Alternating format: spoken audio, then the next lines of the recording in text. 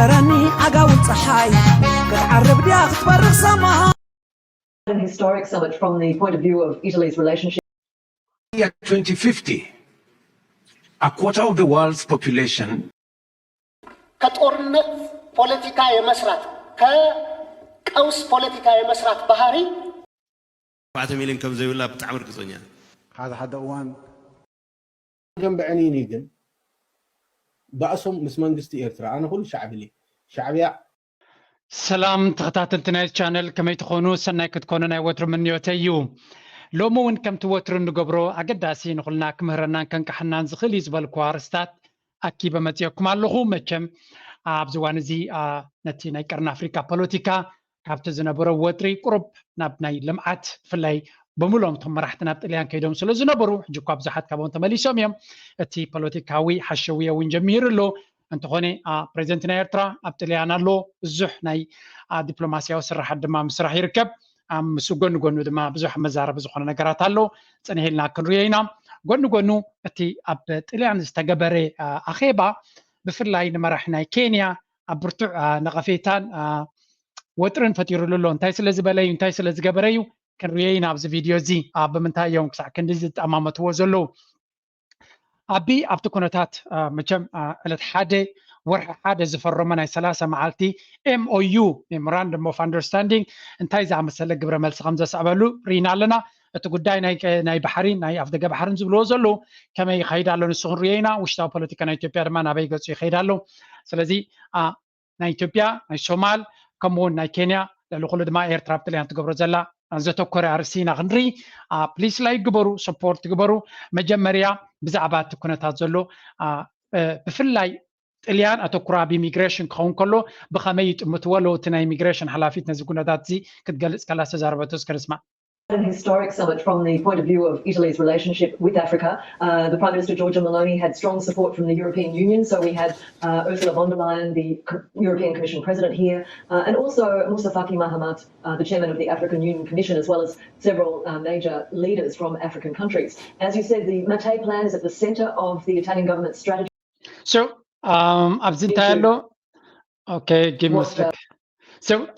انتهي زبال زلو بزوان زي ولا قات اللي أنت قبرن تلازي سممع مسافريكا تقبرو زلو مجمريا زارا بخوين زلو تليان هانت نورمالي روباي تابق حجر كمي جرا كنزيو مرحت أفريقيا ناباي خدو نزبليو بفلايتن عبيت حجرات أفريقيا كبحال زغلا كبحال كينيا ديو كبحال إثيوبيا ديو كبحال غانا ديو كبحال قالوا تن عبيت حجرات مخانوي حمتات الديمقراطية لنا كطبع لنا يلن زبلاسي انت خبرينا بتليان زخرا زبل عب كريتيكا قاتي موانا لو زغانتايو تناشتو حجرات يواتسني كخدا إيرترانا بنت نبوخت كيت سوماليا نبوخت كيت إذا acceptable أنا أتونا أشتغلاتين أبكم زكونة تدمام زخونة تجار دبلوماسية قد سنيو إن إيرترانا كلا خلا لا قليلنا يكونن تن إثيوبيا تنتاوي تهجريا أي تجزأتن هجرنا نحنا تاريخاوي تشمل لنا زبلجن نبتليان كيت كمان بركة مها كابتلياننا تواجينا سعرنا نبلكا تسرع كخد كيت نتليان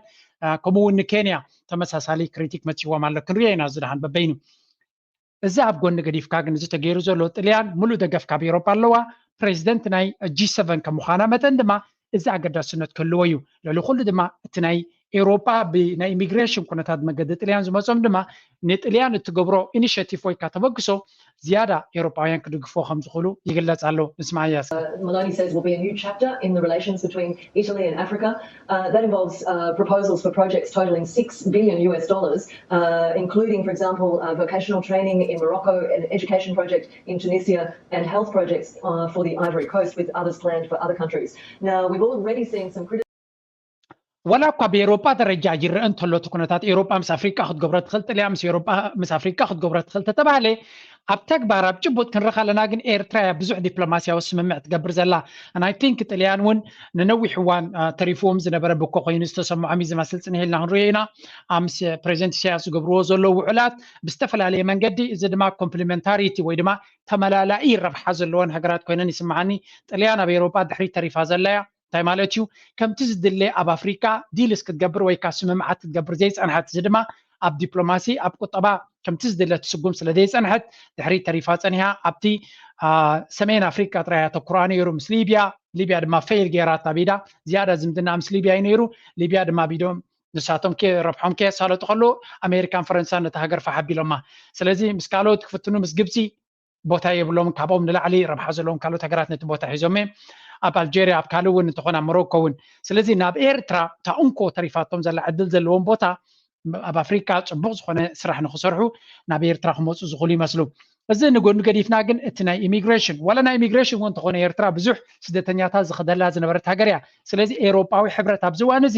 ጉዳይ ናይ ኤርትራውያን መዕገቱ ክገብሩሉ እንተኮይኖም ፈትዮም ፀሊኦም ምስ ፕሬዚደንት ኢሳያስ ርክብ ክገብሩ ክጅምሩ እዮም ጥልያን ድማ ነታ ኣፍ ደገ ከፊታትሎም ተላ ነዛ ኣፍ ደገ ኤውሮጳውያን ብምሉኦም እውን ክጥቀምሉ ከም ዝኽእሉ ከም ርዱእ ጌርኩም ውሰድዎ ትዝክሩ ኢኹም ቅድሚ 3-4 ዓመት ዲስካሽንስ ከመይ ጌርና ንመንግስቲ ኤርትራ ንእምኖ ነቲ ናይ ኢሚግሬሽን ጉዳይ ጠጠው ከብለልና ዝበለ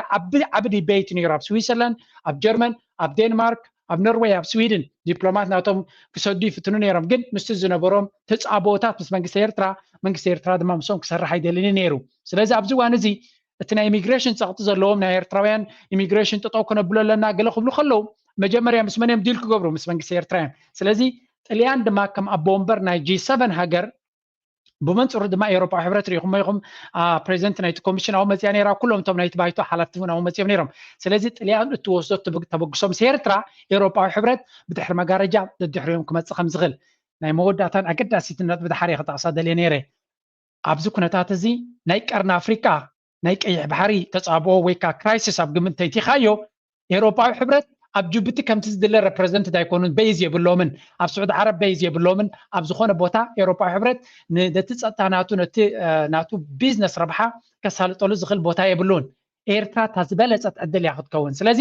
ጥልያን ንግዲ ናቶም ብቀይሕ ባሕሪ እዩ ኤውሮጳዊ ሕብረት ድማ ቀይሕ ባሕሪ ካብ መጠን ንላዕሊ የገድሶም ኤርትራ ድማ ልዕሊ ማንም ከተገድሶም እያ ስለዚ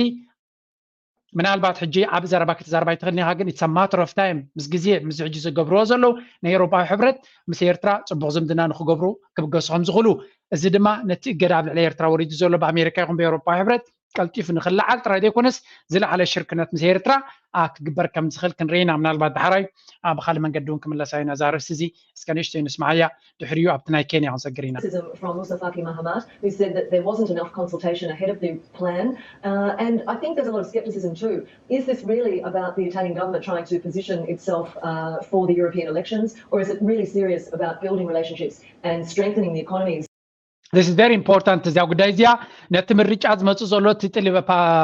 ሜሎንን ፓርቲናታ ንዑ ንክጥቀሙ ዝገብርዎ ዘለው ድዩ ክኸውን ወይስ ዝያዳ ረብሓይ ዝረኣዮም እስከ በዚያ እናረኣና ክንቀፀኒሕ ኢና ተወሳኺት ኣብዚያ እውን ኣላትና ሓንቲ ሓበሬታ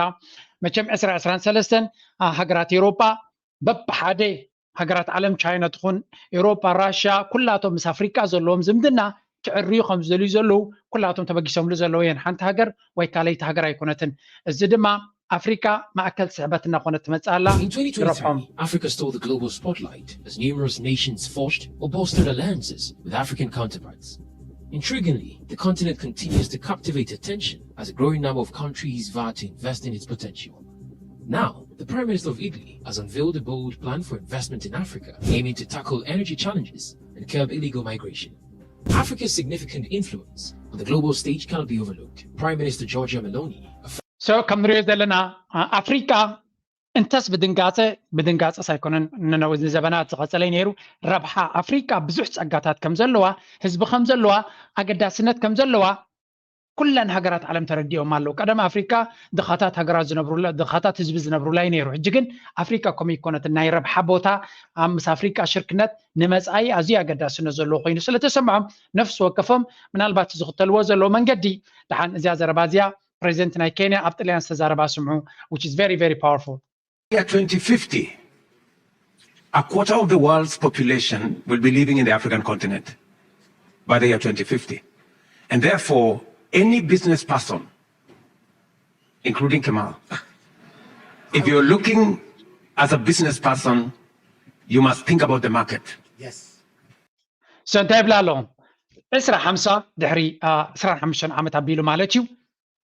هذا الربع حزب عالم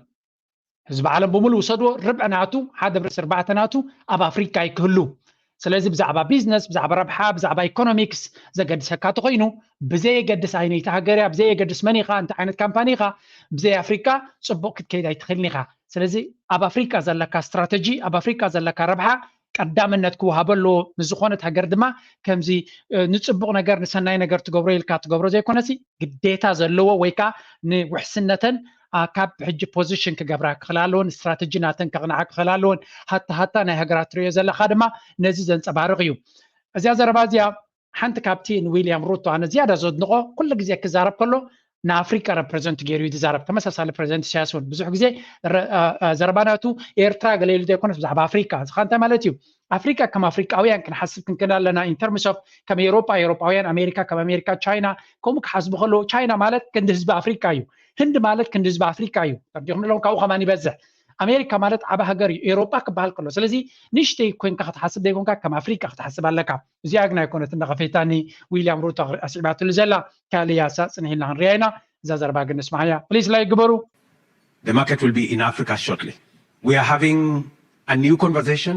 about our continent. Yes. We are very proud of what the continent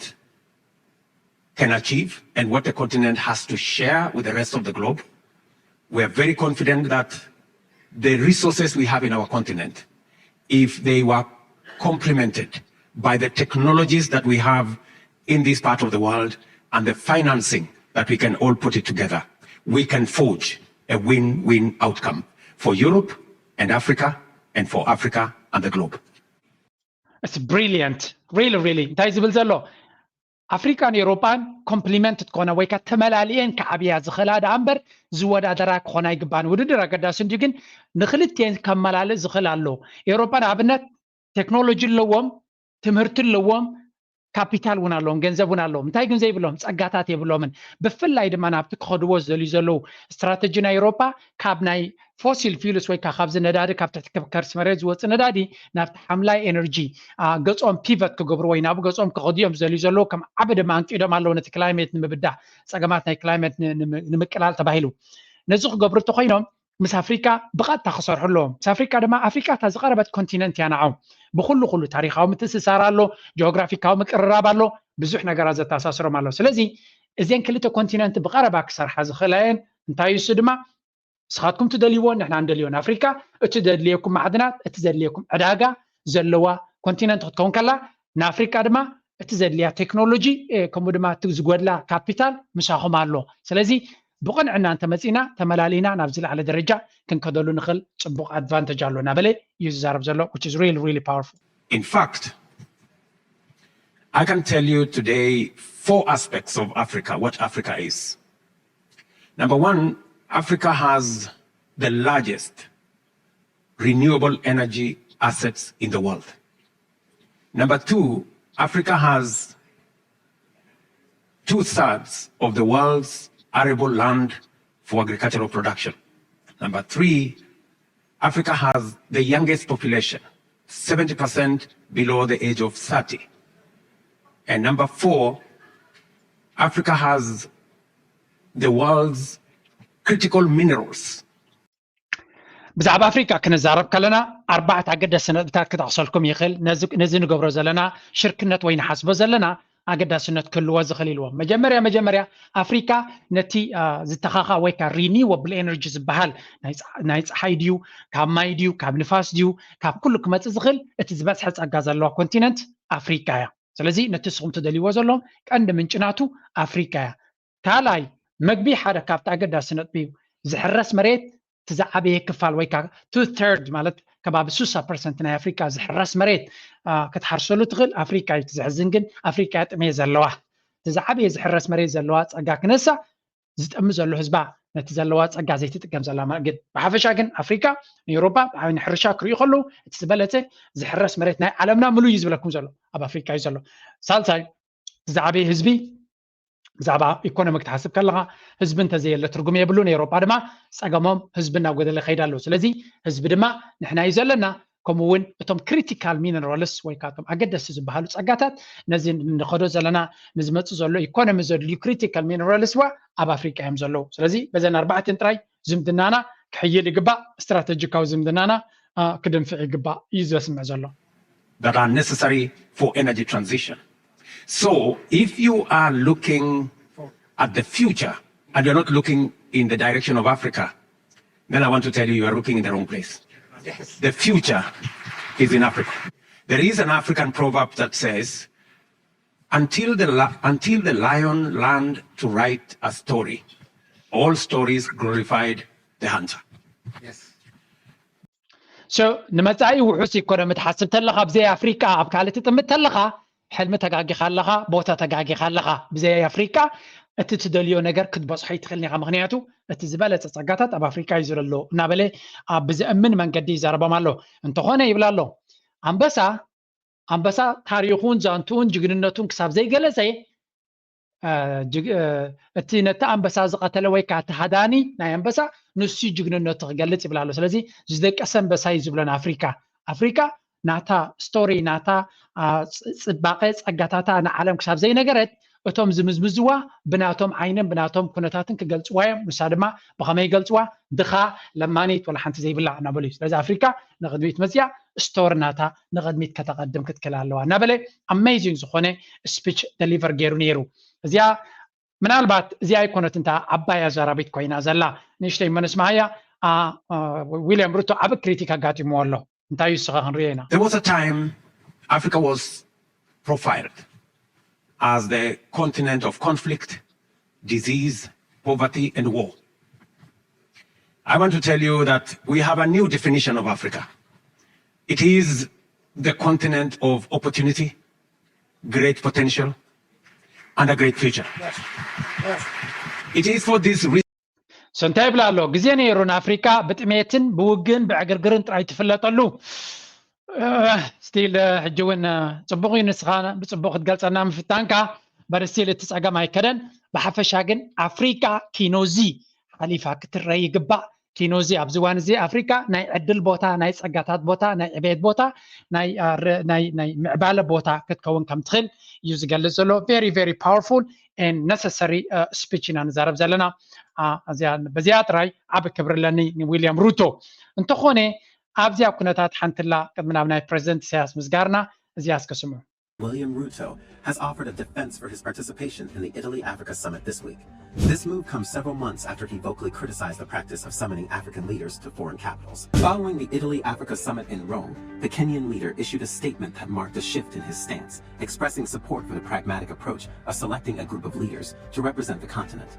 I have previously noted that an invitation extended by one country to all 54 African nations did not necessarily serve Africa's best interests. He stated after the meeting in a by one country to all 54 African nations. ዝኾነት ኤውሮጳዊት ሃገር ትኹን ናይ ኣሜሪካ ሃገር ንብሎም መራሕቲ ኣፍሪካ ዓዲማ ናብ ሓደ ቦታ ተምፅኦም እንድሕር ኮይና እዚ ንረብሓ ናይ ኣፍሪካ ክኸውን ኣይክእልኒ ስለዚ ኣፍሪካ እንድሕር ናይ ብሓቂ ትደልዩና ኮይንኩም ምሳና ክሰርሑ ትደልዩ እንድሕር ኮይንኩም መጀመርያ ኣክንዲ ንኹልና ትዕድሙና እቲ መራሒ ናባና ይምፃእ ምሳና ተመፅኡ ድማ ክረዳዳ ክኽላሎ እናበለ ተዛሪቡ ነይሩ እዚያ ድማ እታ ብዙሕ ዘረባ ብዙሕ ሽግር ፈጢራትሉ ዘላ ምክንያቱ ካብ ዝዛረብ ጥራይ from another country for a summit. Sometimes we are mistreated. We are loaded onto buses like school kids. እንታይ ኢሉ ነይሩኻ ከምዚ ኢልና 54 መራሕትና ናብ ካልእ ሃገር ክንከይድ ከለና ክብሪ ይኮነን ኣብ ገለገለ ድማ ብባሳ ሰቂሎምና ይኸዱ ነይሮም ኣብ ባሳት ይሰቅሉና ነይሮም ብምባል ብፍላይ 54 መራሕቲ ወይ 53 መራሒ ፕሬዚደንት ኢሳያስ እኳ ብዙሕ ግዜ ጆይን ኣይገብሮም ነይሩ ኣብ ዝሓለፈ ዓመታት ናብ ኣሜሪካ ክኸዱ ከለዉ 53 52 መራሒ ናይ ሃገር እዮም ዝኸዱ ብባስ እዮም ዝማ ዘንቀሳቐስዎም እዚ ድማ ብሓቂ ዘሕዝን እዩ I don't think ኣብ በዓል ቻይና ወይ እውን ኣብ ራሽያ ከምኡ ገይሮም ሚስትሪት ዝገብሮም ኣብ በዓል ኣሜሪካ ግን ብባስ ከም ዘንቀሳቐስዎም ተገሊጹ ነይሩ ማለት እዩ It is not right, he argued at the Mo Ibrahim Governance Weekend in Nairobi in April 2023. The decision we have made as African Union is that going forward, if there is going to be a discussion between Africa and any other country, we would send the chair and the bureau. That is the position I am taking as the president of Kenya and the bureau. That is the So እዚኣ እንታይ ኢሉ ነይሩ ድሕሪ ሕጂ ዝኾነት ሃገር ክንራኸብ ተኮይና እንታይ ክንገብር ኢና ወኪል ናይ ሕብረት ኣፍሪካ ክንሰድድ ኢና እምበር ኩልና ተኣኻኺብና ኣይንኸይድን ኢና ኢሉ ነይሩ እስከ እንታይ ገይሩ ሽዑ he held discussions with Kagame, concurring with that stance. He also engaged in a conversation with Prime Abiy, who supports the We have these meetings, Africa US meeting, Africa Europe, Africa Turkey, Africa India. Now we are waiting for there is another one, Africa Russia, and Africa Japan. and Africa Japan. We have made the decision that it is not intelligent for 54 of us to go and sit before one gentleman from another place. And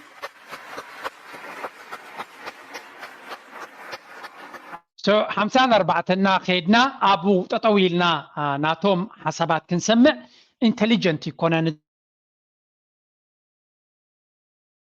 بنيرو يقداس ستيل تكونتات يقصلوا بمهلاو بفلاي نسودما دارقاب كلن يخيد بمهلاو بزح غزيه كنك افترايلو but it is what it is comes allow I think to some extent capture reality كهادمي كولونيوم نجدنيوم كمو غبرو معناته بزي كازي بريزيدنت إساس لومي بساعتات قدم قطري مس منستر أكبابن ساعتن جيلبرتو فراتيني تمالي 29 ጥር ድማ ምስ ሚኒስተር ሕርሻ ውሕስነት መግብን ሃብቲ ገረብን ፍራንቸስኮ ሎሎንሪጊዳ ኣብ ዘገበረ ርክባት ዝምድና ኤርትራን ኢጣልያን ሎሚ ምስ ዝምድና ኣፍሪቃን ኢጣልያን ዝጀመረ ዘይኮነስ ጽቡቕን ሕማቕን ጎንታት ዘለዎ ፍሉይ ታሪኻዊ ዝምድና ከም ዝኾነ ኣብሪሆ ፕሬዚደንት ኢሳያስ ብተወሳኺ ኣብ ግዜ መግዛእቲ ኢጣልያ ኣስታት 150,000 ኤርትራውያን ወተሃደራት ብግዲ ተዓስኪሮም ኣደዳ ከቢድ ክሳራ ከም ዝኾኑ ብምዝካር እዚ ታሪኽ እዚ ብዕምቆት መታን ክፍለጥ ሙሉእ ሰነዳት ናይዞም ኤርትራውያን ክፉት ክኸውን ተማሕፂኑ ኣብ እዋን መግዛእቲ ኢጣልያ ዝተደኮነ ብቐንዱ ንሰፈራታት ኢጣልያውያን ዘገልግል ምዕቡል ፋብሪካታት ሕርሻታት ትሕተ ቅርፅን ካልእን ፈለማ መግዛእቲ እንግሊዝ ኤርትራ ብቁጠባ ርእሳ ኣይትኽእልንያ ብምባል ናጽነታ ከይትረክብን ብፌደሬሽን ምስ ኢትዮጵያ ክትቁረንን ብዝነበሮ እከይ ውጥን ንዝበዝሐ ካብቲ ዘመናዊ ትካላት ናብ ካልኦት ሃገራት ከም ዝሸጦ ነቲ ዝተረፈ ድማ ከም ዝዕነወ ዝሓበረ ፕሬዚደንት ኢሳያስ ካብ ዕንወትን ዝምታን መግዛእቲ እንግሊዝ ዝተረፈውን ኣብቲ ብድሕሪኡ ዝሰዓበ መግዛእትን ናይ 30 ዓመታት ብረታዊ ተጋድሎን ከም ዝዓነወ ገሊጾ ምስቲ ዘሎ ዕድላት ኣብ መንጎ ክልቲአን ሃገራት ስትራቴጂያዊ ሽርክነት ክምዕብልን ኣብ ዕደና ኢንዱስትሪ ፀዓት ልምዓት ማይ ሕርሻ ማሕበራዊ ኣገልግሎታትን መራኸቢታትን ወፍሪ ክግበር ከም ዘድልውን ኣገንፂቦ ፕሬዚደንት ኢሳያስ ኣስዒቡ ኢጣልያ ድንድል ንኣፍሪቃን ኢጣልያን ኤርትራ ድማ ኣፍ ደገ ንኣፍሪቃ ስለ ዝኾና እዚ ብልጫ እውን ብግቡእ ክስርሓሉ ከም ዝግባእ ገሊጾ ሚኒስተር ኣከባብን ፀዓትን ኢጣልያ ጂልቤርቶ ፍራቲኒ ቦገኖ እዚ ሕጂ ብመንግስቲ ኢጣልያ ዝበጋገስ ዘሎ ንኣፍሪቃ ማእከል ዝገበረ መደብ ምስ ኣፍሪቃ ዘሎ ዝምድና ብሓፈሻ ንታሪኻዊ ዝምድና ኤርትራን ኢጣልያን ድማ ብፍላይ ዘማዕብል ከም ዝኸውን ብምእማት ከምዚ እትሪእዋ ዘለኹም እቲ ኩነታት በዚ ቐልጠፈ ናሕሪ ኣብ ዝቕፅለሉ ዘሎ መድረኽ ኢና ዘለና ፕሬዚደንት ኢሳያስ ከምኡውን እቲ delegation ናቱ ኣብ ጣልያን ብዙሕ ዲፕሎማሲያዊ ስራሕ ክገብሩ ከም ዘለዉ ኣብ ዝቐረባ ድማ ምስ ሜድ ኢን ኢታሊ መራሕናቱ ኣዶልፎ ኡርሶ ዝበሃል እውን ከም ዝተራኸበ እዚ ድማ ነቲ ማርካ ናይ ጣልያን ኢታልያን ብራንድ ዝበሃል ዝከናኸን ሓላፊ ምዃኑ እዚ ድማ ምስቲ ናይ ኤርትራ ሄሪቴጅ ወይ ከዓ ታሪኻዊ ህንፃታትን ካልእን ዘለዋ ምዚኣቶም እውን ብቐረባ ክሰርሑ ከም ዝግቦም ኣብዚኣ ብፅሑፍ ዝተሰፈረት ኣገዳሲት በእንግሊዝ ተርጊሙ ቲኤን ዝበሃል ኣብ ትዊተር አይ ቲንክ ገጋኽላለ ኤልያስ ይመስለኒ ዝፀሓፋ ነይራ እሳ ድማ እንታይ ትብል እዚ ኩነታት እዚ ዋላ እኳ ናይ ኣፍሪካ ኢታሊ ኣፍሪካ ሰሚት እንተኾነ እቲ ኦፖርቹኒቲ ዝያዳ ግን ምስ ኤርትራ ብዙሕ ነገር ክሰርሑ ከም ዝኽእሉ ክልቲአን ሃገራት ድማ ታሪኻዊ ምትእስሳር ኣለወን ጥራይ ዘይኮነ ክልቲአን ዓብዪ ኣገዳስነት ኣለወን ኣብ ንሓትሕደን ኤርትራ ከምዚ ብመንገዲ ፕሬዚደንት ኢሳያስ ንሰምዖ ዘለና ካብ ጣልያን ክትወስዶ ትኽእል ብዙሕ ቴክኖሎጂካዊ ደገፍ ከምኡውን ኣብ ትሕቲ ቅርፂ ሓገዝን ክእለት ናይ ምስግጋርን ክህሉ ከሎ ጣልያን ድማ ካብ ኤርትራ ብዙሕ ነገር ትረብሖ ነገራት ከም ዘሎ መገንዛብየ ላ ብቅድሚት ጠቂሱ የፀንየ ገለ ካብኡ እንታይ ይብሉ ኣለዉ ናይ ክልቲአን ሃገራት ኣብ ብዙሕ ነገራት ዘተሓሓዝ ከም ዘለዎ ኢንተርሴክሽን ከም ዘለዎ ናይ ሓባር ረቋሒ ከም ዘለዎ in this context በዚ መንገዲ ተሪናዮ ድማ ናይ ክልቲአን ሃገራት ሓበራዊ ስራሕ ኣዝዩ ኣገዳስነት ክህልዎ ከም ዝኽእል ናይ ጣልያን ድማ ነዚ ኩነታት እዚ ብምግንዛብ ሓበራዊ ስራሕ ንክወስድ ክሰርሓሉ ከም ዘሊ ኣብ ትሕቲ ትፅላል እቲ ማቴያ ፕላን ዝበሃል ዘሎ እዚ ነዚ ዋዕላ ሽም ኮይኑ ዝነበረ ብመንገዲ ናቱ ተሪናዮ ድማ ናይ ክልቲአን ሃገራት ማልቲላተራል ኣብ ኩሉ ፅላታት ርክብ ክግበር ከም ዝኽእል እንታይ ይብላ ኣሎ Italy is also ready to do its part to promote a constructive dialogue between Eritrea and Europe and Eritrea ጣልያን ድማ كما بومبر ويكا كم بريزيدنت ناي جي 7 ترايدي كونس كما كالن أقداسي تهجر ناي إوروبا حبرتن انتاي كو قبريهم أمونغو إيروبان إيرترا نزولو زمدنا نمتعرّاي ديالوج ويكا ديسكاشنز نغجمر زيادة كدوف مخانم قليس أمالو a country at the center of a region that is affected by tension and conflicts زدما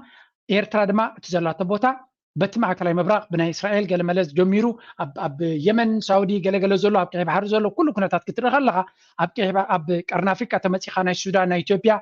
صوماليا ون زي أب جمد بمتاو إيرترا أب بكل من قدي أب تصعبوا زولو بوتا سلزلا أب إيرترا دما أقدر أستراسل زولوا مس إيرترا زولو زمدنا ندنقاس أنا إيرترا ترايد يكون نساتهم عبر بحكم زولو ما بزبوت هذه بتخكل دما إيرترا مس إيرترا زولو زمدنا كتعراريون نعتو ما بركتو أبزبوت هذه كعزز كم زغلين يبزنو غرزلو سلزي again أتي strategic move ناي president سياس أبزو كنتات زي well calculated بس بو calculated زخونيو منال بعد كم قلة سب مستي أوروبا زقبروان إيرترا أبجمد بمتاو نبزي وعلى ونكساتة في مخالن جن استراتيجيك من قصاصنا يزي من قصير تراجل بتعمي زعمي بريليانت مخانو معجوني لكم نيره ناي سعودي من قصاص نتذكركمو كمون أب مسجبت زلوا دبلوماسي أب سحجون أب زنايت ليان أفريقيا إيطالي زين بحال زلوا ساميتون بريزنت سياس مس بريزنت ناي كينيا ويليام روتو وان تو وان تراخيبهم كم زنبرا سايد لاين سلازي نتن استراتيجيك هاجرات صبغ زخونه زمدنا بمقبار إيرترا كابت زلاتو عصوا نخوصوا ترادي كونس نقدميت نابتناي لمعاتن ناي معبالن مدب اوصيو مزلو بقات تابون كسرحو كم زخلون كدمعو كم زخلون ابون بزح طمته كم زلوم يريكا سلازي طليان هذه اقداسيت أب بزح صلاتات مس إيرترا خسرح تغل بريزنت سياس مزوزحات منيسترات ناي تحجر تراخيبلو اكسايتمنت خمزلو دارجا نتي كونتات بغاتا يكتاتلو له إيرترا زيادة بريزنت سياسي زيادة مكس خاص قبرزلو ولا في سعودي وترينا أبوش أنا هو بزح دبلوماسياوي أكايداتات كم زجبري ذكر كوين عجون تمساسالي أبتابوتا حنسب مسكدو سفح زخنا ناي دبلوماسي سرح بفلا يدمات اليان العلا قد سنة لون إيرترا كابتو زنبرتو عصوا ناي دبلوماسي نختوت تقبر زلا نويح وان زخدتو لي أبزين زحلفاك التعامت أسرع سلستن أزيا قد سنة مبرغ وجن وني صبوق يرى مس تشاينا مس راشا صبوق زمدنا هنيس أكن بالكلنا حجي دما إيرترا ناتا دبلوماسياوي شوادا أمس رحفة تركب مستوم ناي مبرغ تراي ديكونس مس معرباويان ون مستوم زوجدسو كبرته حليا طلع نزاخي باخد قبر خلا كم نحنا لعليهم نسخم تحتنا ديكونس معرز خونه زمدنا نقبر ندلينا سلازي بلد إيرترا دما كل جزء معرز خونه زمدنا أفكر تشانش دشان دي شوعتن مثال جزيرة بس قبر انترفيو بريزنت سياس أمريكا أكايدانا تاخد كير كتكلالوا نعنا تغيتا دلي تاخد قبر تفتن دلا زي كونس نخلو ربحة بزا معكلة معرز خونه دبلوماسي كله لو بمبعل ترير زربات زاري بنيرو الجدما نافتك بارز خيزلو يمثل هجي نزيان ما نسمع دحريو أبناي قرن أفريقيا كملاسينا بزح معبالتات الله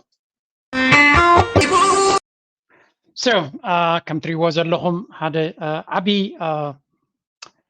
حربنيا أبي إيرترا وديو همزلو عبدرو كنيو رينا نيرنا أمباسادر أحمد طاهر بادوري هذا كابتي أبتاع صحفات تري وهمز أنا حكم يمانا قبر مسكلاب تويتر كم زسفرو 54 عمتنا هيوتو نزا إيرترا زوفيه بمبال قليس ونيرو قال كابتي زنببكوا وننتخونه دمس حفاشنا إيرترا زمسرته قديم تقادلاي بتعمي بعر رأي بلح كابتم لبا ما تمرحت زنبورو كم زخونه يزنقر بقربا أي فلطوني نيرغن كابتو زنببكوا مالتيو قدمي كده تمعال تابيلو حليفو مقصة سما يوارسو بزحات مرحتنا إيرترا دهر نوح تغاليسو ناي هيوات قداي كوينو جن بموتي في الليل كم زلو ذكر كوينو I think نتي نوح استغالسولو فرناتو أبتزبلت زي مدرخ إيرترا قرار بلو زلا يخدم هلاوم بتعمي يسمعك جن جينا أبو زموتة تراي كونن لك كم تنبو زموتو زي ما بزي نتهجر لولاونتنا نموحاس بقطبا وحستن نفساز خالد حرنتا نقطقواناتف بزح مسوعات زخفل بزح تصعبوتات زبدو مرحتي عبد كبري قبع أنا بلكو I hope حربنيا ينبرني تاريخو يزور رس تبل زربالا I think سا باقي رقعص ويخل ብዙሕ ብውልቂ ስለ ዘይፈልጦ ብዙሕ ክዛረብ ኣይክእልኒ ግን ካብቶም ዝፈልጥዎ ዝተጻሕፈ ንርኢ ፀኒሕና መንግስቲ ሰማይ ዋርሶ ንስድራ ቤቱ ድማ ምሉእ ምፅንናዕ ይሃብ ኣምላኽ እታ ዝገደፋ ሃገር ግን ናብ ዝለዓለ ደረጃ ንክትበፅሕ ሕልሚ ኩልና እዩ ኩልና ድማ ኢደይትካ ክንብለላ ኣለና ሕጂ ተመሊስና ኣብ ቀርኒ ኣፍሪካ ክንርኢ ክንፍትን ኢና and there's so many things happening ኣብ ቀርኒ ኣፍሪካ right now ኣቤናይ ጀሚርካ ቤናይ ትኸይድ ከማን ኣቢ ብዛዕባ ባሕሪ ዘለዎ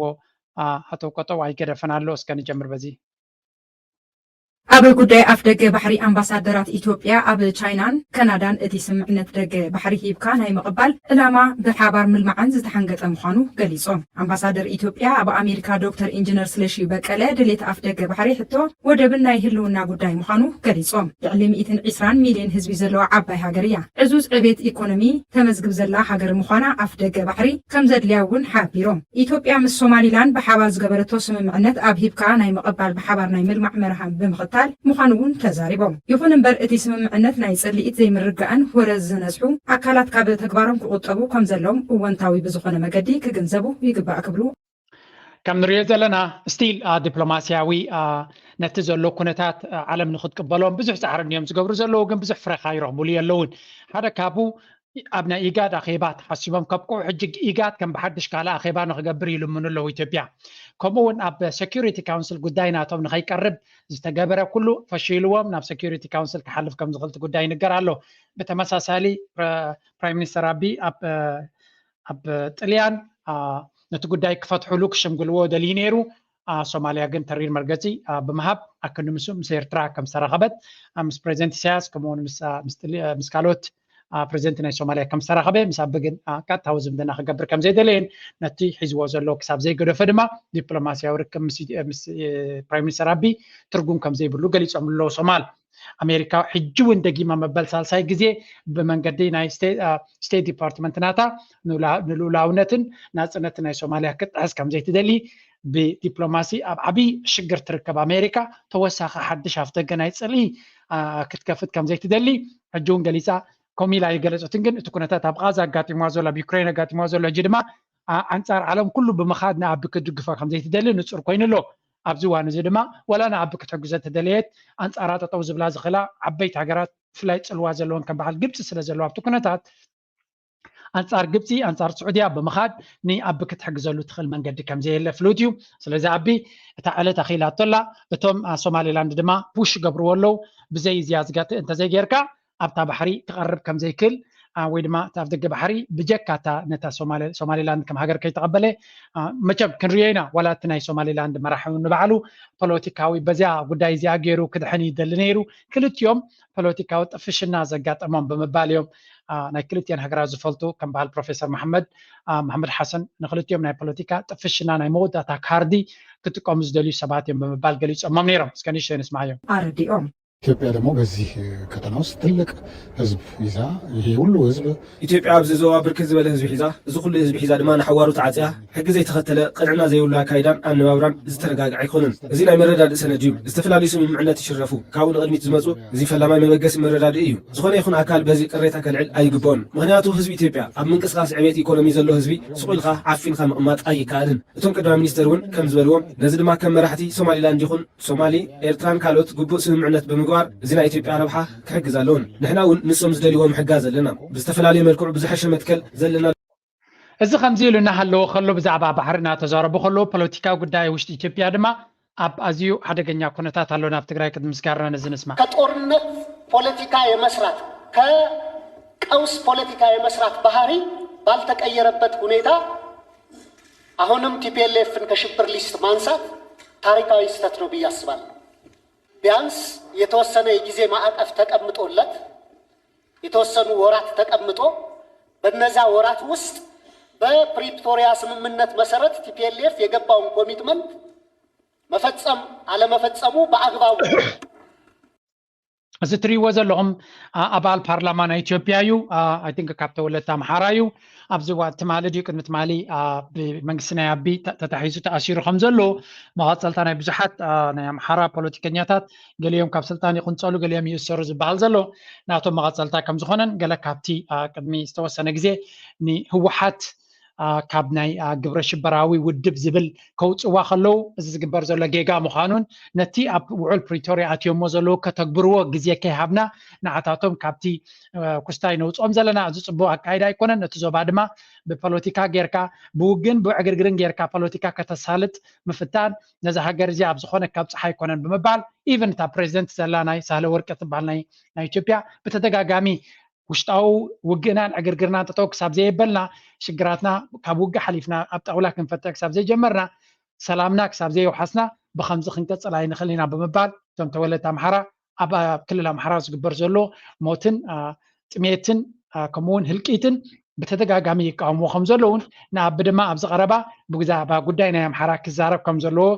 ወይ ከዓ ነቲ ጉዳይ ፅቡቅ ገይሩ ክገልፀሉ ከም ዘለዎ ምስ ሓተቶ ብሰንኩ ከም ዝተኣሰረ እዩ ዝንገር ዘሎ ካልኦት ኣብ እስር ቤት ዝነበሩ ድማ ሽግር የጋጥሞም ከም ዘሎ ዝገልፅ ኩነታት ኣሎ ብዙሕ ግዜ ፖለቲካዊ ኩነታት ናይ ኢትዮጵያ ብወገን ኣምሓራ ጥራይ ኣይኮነን ፀገም ዘሎ ኣብ ትግራይ ዘሎ ጥሜትን ሽግርን ካልእ ለቨል እዩ ድሮ ከማ ነቲ ዩኤን ዝቃወም ሓበሬታታት ንኣቢ ዝሃብዎ ሽልማት ብዙሕ ኣዛረቢ ኮይኑ ኣሎ እሱ ከይኮነ ግን ኣብ ኦሮሞ ኣብ ክልል ኦሮሞ ዝኾነ ሰብ ክንቀሳቀስ ከም ዘይክእል ተረጋጊፁሉ ኣብ ዝሓለፈ ኣብዚ ከምፅኦ ስለ ዘይደለኹ እምበር ሓንቲ ባስ በቶም ዕጡቃት ጉጅለ ናይ ዕጡቃት ናይ ኦሮሞ ከም ዝተቃፀለትን ኣብቲ ዞባቲ ድማ ዝኾነ ሰብ ኣፍ ልቡ ነፊዑ ክኸይድ ከም ዘይክእልን ስለዚ ካብ ኣዲስ ኣበባ ናብ ክልል ኦሮሚያ ክትከይድ ብዙሕ ኣሸጋሪ ፀጥታዊ ፀገም ከም ዘሎ ብዙሓት ምንጭታት ይሕብሩ ኣብ ግን ክሳብ ሕጂ ኣብ ብዛዕባ እዚ ኩነታት እዚ ክዛረብ ኣይደለየን ኣሎ እዚ ብወገን ኣምሓራ ክኸውን ከሎ ወይ ድማ ብወገን ናይ ክልል ኣምሓራን ኦሮሞን ክኸውን ከሎ ናይ ተጋሩ ካንስማ ኣብዚ እዋን እዚ ብዙሕ ዝዘውር ዘሎ ኩነታት ዓድታት ገገሌን ዓድታት ኣለውን ዝበሃል ፖፑሌሽን የብለን 4 ሚልዮን ኣለዋ ትበሃል ኤርትራ 4 ሚልዮን ከም ዘይብላ ብጣዕሚ ርግፀኛ ሓደ እዋን ከመይ ንእሽቶ ህዝቢ 3 ሚልዮን 4 ሚልዮን ምናልባት ክኸውን ኣብዚ ናይ حبرات هاجراتنا حزبي فقد الله ورقت صحف وريمو 4.5 ايو 3.5 ايو 4 ايو يبلو مو ممسا بين بحنقولي مغنياتوس نحدا ب3 تربح كاي يكون داي مخونه نحدا ب10 تربح كاي يكون داي مخونه الى حسمو ترى يكونه فقد كل سب حد سبي خلت عيني خلت اذني خلت اذا خلت اجار دلو يجن عينتنا يسب فلاله سلازو غنه 3 مليون ترى يكونه 4 مليون ترى يكونه 5 مليون ترى يكونه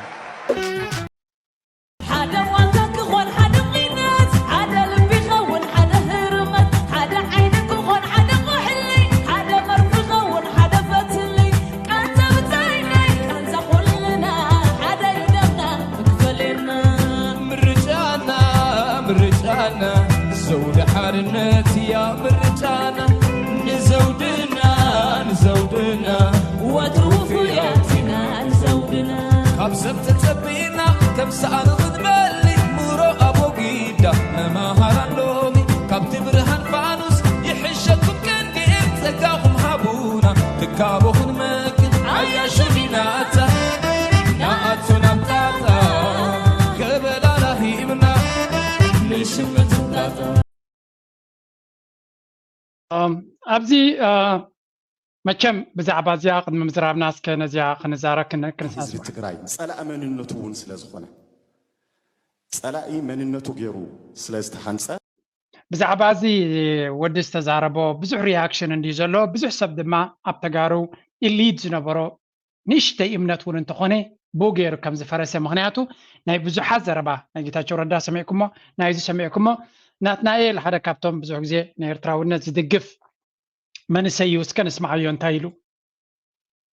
መንእሰይ ትግራይ ህዝቢ ትግራይ ፀላኢኡ ኣብ ውሽጡ ሓቂፉ እናሃለወ ሕጂ እውን ንደገ እንዳውፃኹም እትገለ እዩ ፀላኢኻ እሞ ኣብ ዘይምልከተኩም ብዛዕባ ናይ ካልእ ፖለቲካ ክትንትኑ ትውዕሉ ንሱ እውን ብጣዕሚ ዘሕዝን እዩ ሰሚዕኩም ከስማዓኩም እውን ክፍትኒ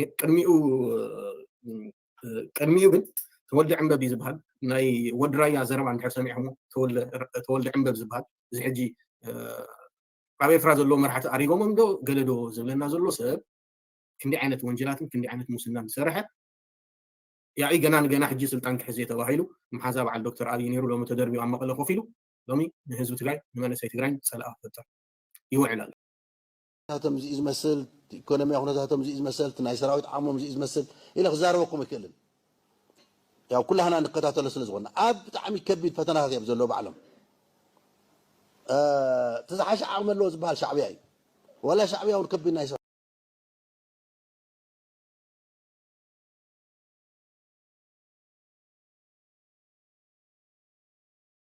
كم تري وزر لهم مسكينات زبولهم نفسكم مو كنزاربون كابي كم نجمر كو يطفئنا دي ግን ካብዚኦም ክንጅምር ካብዚኦም ሰባት ሓደ ዚኦም ክንጅምር ዝሓውና እዚ እንታይ ዝበለ ኤርትራውነት እዩ ፀላይና ኤርትራውነት እዩ ዝበለ እስኪ ንስማዕ እዩ ርግኢት ህግደፍ ወይ ኤርትራ ዘለና ርግኢት ህግደፍ ወይ መንግስቲ ኤርትራ ጥራሕ እዩ ፀላኢ ጌርካ ምሕሳብ ጌጋ እዩ ጉጉ እዩ በአውርኡ እቲ ናሽናሊዝም ኤርትራ ናሽናሊዝም ኢማቹር እዩ ገና ማቹሪቲ ጊዜው ኣይበቃን ኤርትራ ናሽናሊዝም ይፀላኢ ህዝቢ ትግራይ ኩሉ ድሕሪ ባይታኻ ግልብጥ ኢልካ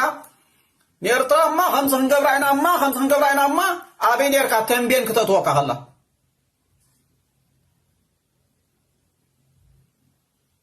ድሓር ከዓ እቲ ኣረግቶት ከምዚ ኢሎም እዮም ይሞትዮም ዘለው እቲ ዝነኣሰ ሓላፊ ናይ ሻዕብያ ወዲ 71 ዓመት እዩ ዋይ ዋይ ኣጣኸሚ መርገም ዘለዎ ህዝቢ መስኪና እዚ ሓልፈሉ ህዝቢ እቶም ዝሓየሉ ስትራቴጂስት ናይ መንግስቲ ኤርትራ ሲ ይኣርግዮም ዘለው ይሞትዮም ዘለው ዝሓየለ ስትራቴጂካል ኣተሓሳስባ ዘለዎ ሰብ ክብል ከሎ እዚ ሃመማ ሲ እንታይ ማለት ድዩ እንድሕር ዝሓየሉ ሓሰብቲ ምዃኖም ፈሊጥካ ሲ ዝሓየሉ ስለዝኾኑስ ንቐፃልነት ዝኸውን መተካእታ ኣይሓስቡን ማለት ካን ባዕልኻ እኮ ሓያላት ሓሰብቲ ትብሎም ኣለኻ ሓያል ሓሳብ ዳ ከመይ ገይሩ ብዛዕባ መተካእትኡ ከይሓሰበ ክሓልፍ ኢልካ ከይገበረ ክሓልፍ ኢልካ ሓሲብካ ሓያል ሓሳብ ዳ ከመይ ገይሩ እዩ ናይ ቀፃሊ ውሕስነት ኤርትራ ከያረጋገፀ ክሓልፍ ኢልካ ሓሲብካ ሓያል ሓሳብ ዳ ከመይ ገይሩ እዩ ስነ ሓሳቡ ኣስሪፁ ካብኡ ብዙሕ ኢሉ ወለዶ የረክቦ ምህላው ክትኩሕዶ ደሊኻ ሓያል ሓሳብ እኮ ኢልካዮ ሓንሳብ ሓያላት ናይ ስትራቴጂ ሓሰብቲ መራሕቲ ናይ ኤርትራ ኢልካዮም ኦኬ እምበኣር እዚኣቶም ንግዚኡ ከመይ ገይሮም ንዓኻ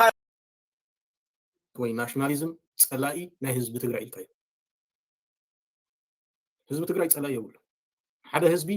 ወይ ሓደ መንነት ንሓደ ህዝቢ ፀላኢ ክኾን ኣይክእልን ኣነ ዘሕዝነኒ ከም በዓል ስኻትኩም በቲ ድኻ ህዝቢ ትግራይ ተማሂርኩም ነቲ ዘይተማሃረ ግን ንቑሕ ህዝቢ ትግራይ ለውጢ ዘይምምፃእኩም ዝሓሸ ኣተሓሳስባ ክተምፅኡ እናተገበእኩም ለውጢ ዘይምምፃእኩም ንህዝቢ ትግራይ ፀላኢ የብሉ ተወዲኡ ነገር ከይትሰምዕ ከይተዋህልል ወሪዳ መቓብር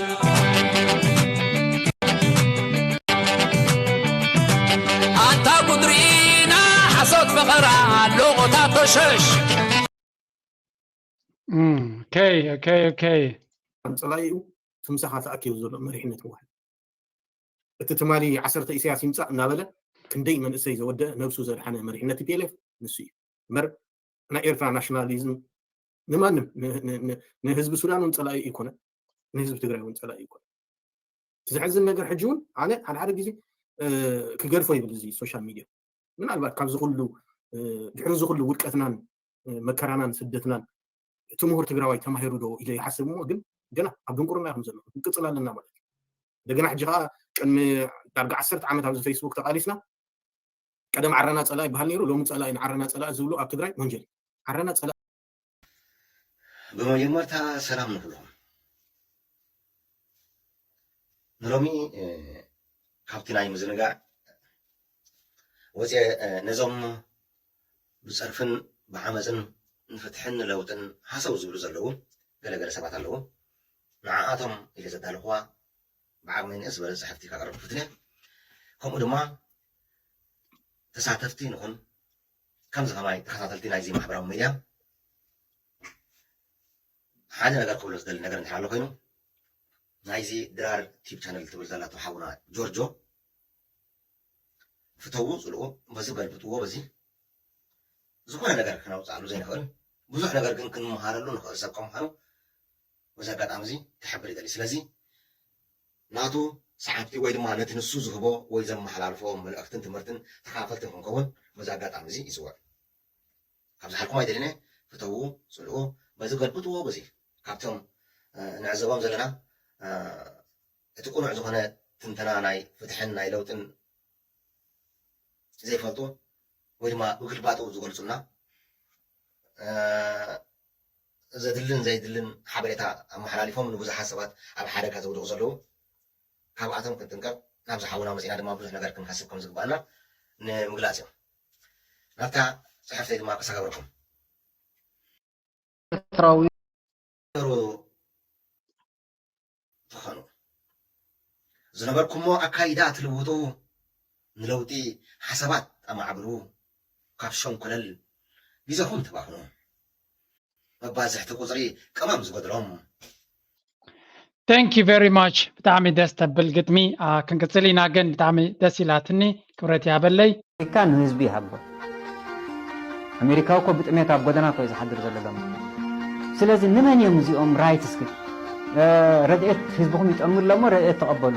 ንሕና ብፅፍርና ክንነብር ኢና ግደፉና ሰሪሕና ክንነብር ንደልና እንተልካ USA ዝበሃል ኣሎ ሓደ ናይ CIA መጋበርያ ንዑ ሒዝልካ ብሽኮቲ ገለ ሒዚ መፅእ ዕፅ ፍናቱ 30 አንቴና ዝተኸላ መካይን ንሓደ ዓዲ ብሽኮቲ ክትትኸይድ እሞ ብሚልዮን ዓመት ዘይወፅእ ስላያዊ መርበብ ተኸይልልካ ኸይዳ ነዚ ኒና ረድኤት ክንቅበል ጉንብስ ክጥልዕ ጉንብስ ክንብል ንሕና ንምንታይ ከ እንታይ ስለሰዓና ንሕና እኮ ኣብ ርእሲ ወርቂ ኢና ኮፍልና ዘለና ቀዳምነትና ግን ሰሪዕና ኣለና ሃገር መጀመርያ ብክልተ እግሪ ደው ትበል እዚ ቀዳምነትና ስለተኸልና ስለሰራዕና እምበር ቁጠባ ብኸመይ ይኸይድ እተን 7 ቀዳሞት ዓመታት ድሕሪ ናፅነት እያው ኣብነት ንዓለም ንዓና ጥራይ ንዓለም ጓንቲ ናይ ኣሜሪካ ንህዝቢ ሃገሩ ፀለመን ሃገሩ ዘይግነቱ ክኸሎ ይክእልኒ ብጀካ ከዳዕ ሃገሩ ፀለመን ሃገሩ ገደፈን ዝኾነ ሰብ መሰሉ ክኸሎ ይክእልኒ እዚ ዋና ነገር ንኩላቶም ኤርትራውያን ከምዚ ክትብሎ ፀናሓ ደጋጊምና ንሕልፎ ደገ ኸይድካ ቁም ነገር ግበር እንድሕር ትምህርቲ ዘይተማሃርካ ኮንካ ተማሃር እንድሕር ሞያ ዘይብልካ ኮንካ ሞያ ቅሰብ እንድሕር ዳ ስራሕ ረኺብካ ዝጠቅም ስራሕ ሰሪሕካ ገንዘብ ኣዋህሊልካ ዓድኻ ተመለስ ፅባሕ ንጎ ኣይፋሉን ኣይጣዕመንን ሕጂ እውን ፅቡቕ የለኹን ሞ ብሰዓት ኣብ ዝኾነ ሰዓት ክምለስ እየ እንድሕኢልካ ዓድኻ ክትምለስ ዝኽልክለካ ሰብ የለን ትማል ከይድካ ኢኻ ሰጊርካ ደሞ ትምለስ ኢና ዝብለካ ሰብ የለን ፈፂሙ ብዝኾነ ይኹን መንገዲ عشنة ترايخون دخل بزح سبي زاربي كم زي طلامات كم زي جرام سجردهم كيدهم كم زي بيلهم من إسي كجاجة خلي ترى من إسي لبيد اللي هو فلت يذبلون كجاجة خلي بزنا تعطهم عينة السرار حسب مستعد جبر هكناتات ندقة ذي جاجة سبيلن مستجاجة يا أخي كيت كابو هرك عقدل وتطبلو نمنتين عطاتهم كتقول لهم مالتي نتوم زجاجة هو مليسكا ختصر حلهم أنتي بايتا خطوات دلهم أنتي انتاي سلو دخانه وتقولي عدونا مملاسن داي مملاسن أخوان عد خام مملاسن داي مملاسن أخوان مسكتك أنت يكون نجرجرك أنا أجين وزحات كابتن من سيات عبد القدر هو مداشون صنعني وهذا وان بزم أكله إمرأة عدنا هم ملز دلينا نمو سريعك هم نجرجرك خد ملز سخين كات عد خات رعيد خد ملز يبلك عد خام مملاس جند غل أكاير من الباش كم تقول كم زادرست معكم ما يقوم من سي كله أبزل لخ هالليخة قدامنا تكتجبر زلك أب بنفسها سخا أنت عين تبركته جبري خل مغنياته نفسه زي كاله نسدرا بيتو نهاجرون حبرة سبوك خونا يكلني قدامي تسقمتي نهاجرو زحل سب زعبها جرو زعبها هزب زحل سب تقدامي تسقمتي نفسها كل لك بقط أباها أبصر مدرخ كل لك بتمرتها بقوله نسخة بقع سبتقين كاترها هاجر بقع تاخد كون تخل مغنياته هاجر مالت كالت رقم يبلون دمرنا يتهزباناتها مالت تهزب دما كم نصل زي كنا كم أكوك سرح تخيلو كم بحد يونايتد حبرت اللو مبر حدك ببوغنو نناترا بحطرا كسال زغل بزعبا حجر زي حسب تقوين دم حدقنيا كم دساتهم كلنا صنعوا قلقلك كابزم حماقات تجارب كلوا صنعوا كل ما يبلني آتم اللي تبلو صنعوا جن إيرتراونتي سألاينا زبلوا حدقنيا تحساس بايو أتك عندي ንኤርትራ ኣብ ዝሓለፈ ዓመታት ዘስረፀቶ ወይ ከስተዓወተተሉ እንተሎ ኣብቲ ሙሉእ ቀርኒ ኣፍሪካ ዘየለ ናሽናል አይደንቲቲ ወይ ከዓ ሃገራውነት ከምኡ ድማ ብሃገሩ ዝኮርዕ ብሃገራውነቱ ኣፍ ልቢ ነፊዑ ዝዛረብ ህዝቢ ከተማዕብል ወይ ከዓ ክተስርፅ ስለ ዝኻለት እዩ ነዚ ድማ ክንዕቅብ ኣለና እናበልኩ ናይ ሎማ ኣርእስቲ ኣብዚ ክውድእ ከም ወትሩ ላይ ግበሩ ሰፖርት ግበሩ ናትኩም ደገፍ ድማ ሓጋዙ እናበልኩ ምዝያ ኣመለይቱ ክጋትፈልኩም እያ ኣብ ካልእ ክሳብ ንራኸብ ፀፅቡቑ ነዚያ ስምዑ